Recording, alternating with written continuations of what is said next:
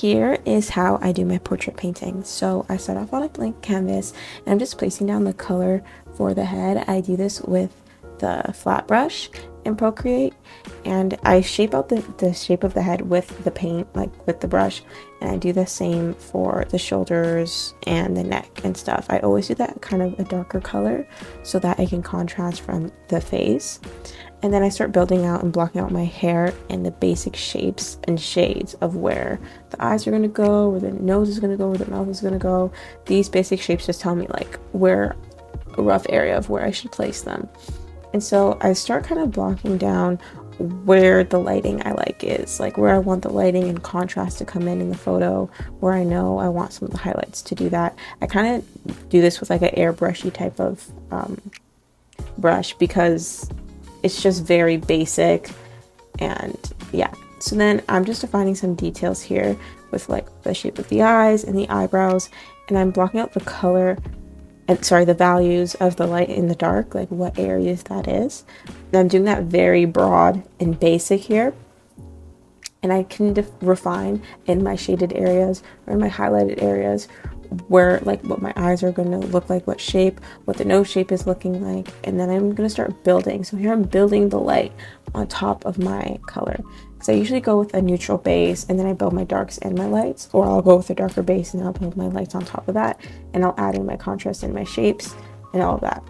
So I'm just adding in the light areas and refining the mouth, like what strong shapes, strong line work is going to come out to us and human features. And I do that with like a painting brush as well, just size down. And I never really always put my opacity too high because I don't know, I just feel like it looks better when the opacity is kind of lower with anything that you do. It's, you know, not so absolute.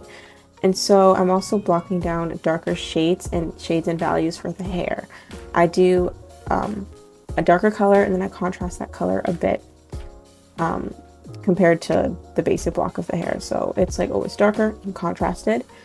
Some areas more than others. And here I'm just refining my eyes again, and I kind of, the piece starts coming together here. There's not too much textures I played around with here. I kind of added the texture at the end, which you'll see.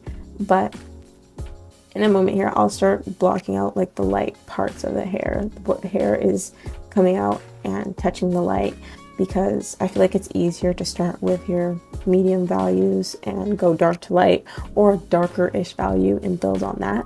So I'm just adding this.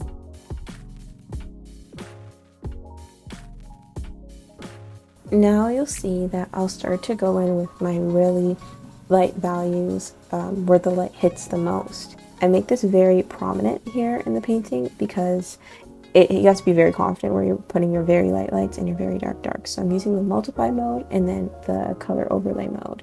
Here I'm just using the chromatic aberration tool and some of the glitch tool as well. I searched up paper and then I just added that layer and multiplied it onto my painting so that it had a paper texture to it when you looked up close. And that's all. Thanks for watching.